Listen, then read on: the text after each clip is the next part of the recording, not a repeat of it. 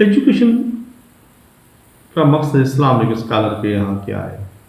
Islamic scholar کے یہاں education کا پہلا مقصد یہ ہے کہ آپ کے مورل اور ایتھیکل ویلیوز جو ہیں اس میں ڈیولپمنٹ آ جائے، آپ کے اخلاقیات بلند ہوں، انصاف، آنیسٹی، سچ اور اسلامک ٹیچنگ کا جو خاص چیزیں بڑھتی جائیں، انسان کی پرسنل گروتھ بھی بڑھے۔ ایجوکیشن کا مقصد یہ بھی ہے انسان کی پرسنل گروتھ بڑھے، وہ امپاور ہو جائے، اتنا امپاور ہو جائے کہ سرو ادر، دوسروں کی مدد کرے، سوسائٹی کی مدد کرے، اور جو چیلنجز آ رہے ہیں ان چیلنجز کو فیس کرے۔ That is the educations. اور یہ بھی ہے promotion of the knowledge. Education کا اہم مقصد یہ ہے کہ نالج کو پروموٹ کرے، علم کو بڑھائے، علم کو دوسروں تک پہنچائے۔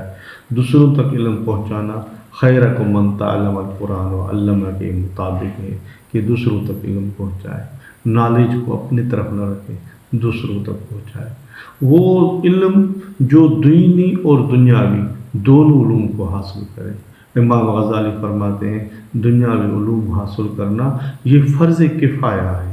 اگر مسلمان اس فرض کو چھوڑیں گے تو مسلمان محکوم بن جائیں گے، غلام بن جائیں گے۔ اگر یہ سائنس دوسرے ملکوں کے پاس، ہتھیار دوسرے ملکوں کے پاس، جدید ٹیکنالوجی دوسرے ملکوں کے پاس رہے گی اور مسلمانوں کے پاس نہیں رہے گی، then Muslim became the slave and today we are looking this thing very easily۔ یہ چیزیں ہم دنیا میں دیکھ رہے ہیں کہ ہمیں دنیاوی اور دینی دونوں علوم کو حاصل کرنا ہے۔ اور ایجوکیشن کا اہم مقصد یہ بھی ہے کہ سوشل جسٹس اینڈ ایکویٹی ہونی چاہیے۔ اگر آپ اپنے معاشرے کو اچھا بنانا چاہتے ہیں تو سوسائٹی میں جسٹس کے ساتھ رکھیں، ایکولیٹی کے ساتھ چلیں۔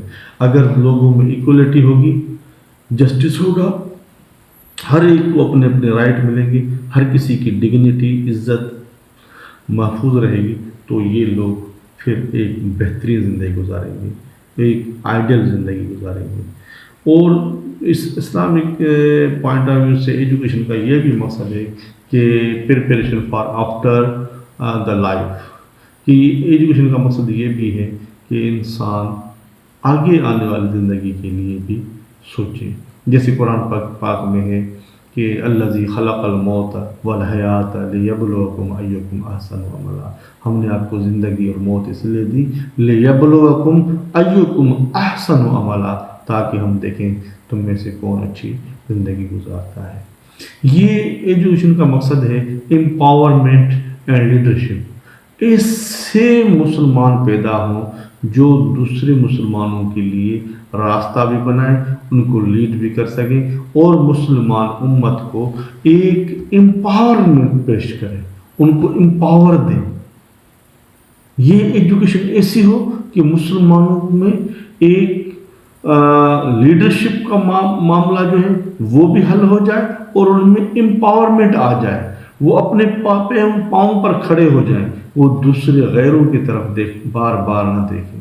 ان ہماری کمیونٹی سے یہ ایک ایجوکیشن کا مقصد یہ بھی ہے کہ bring the positive change in your mind as well as in the communities, کہ ایجوکیشن کا اہم مقصد یہ بھی ہے کہ ایک پازیٹیو چینج آ جائے آپ کے اور کمیونٹیز کے درمیان، آپ کی کمیونٹی میں یہ ایک چیز عام ہو جائے۔ اس طرح سے یہ بھی کہا جاتا ہے کہ ایجوکیشن کا جو اہم مقصد ہے انٹیگریٹنگ فیتھ اینڈ ریزن، ہمارا جو قرآن ہے اس کی تعلیم اور ہمارے حدیث کی تعلیم ریزننگ کے ساتھ بڑھے۔ ایجوکیشن جو ہماری ہے that is also encouraging the critical thinking, critical thinking کو بھی ایجوکیشن انکریج کرتی ہے۔ افلا تعقلون، کیوں نہیں عقل سے کام لیتے؟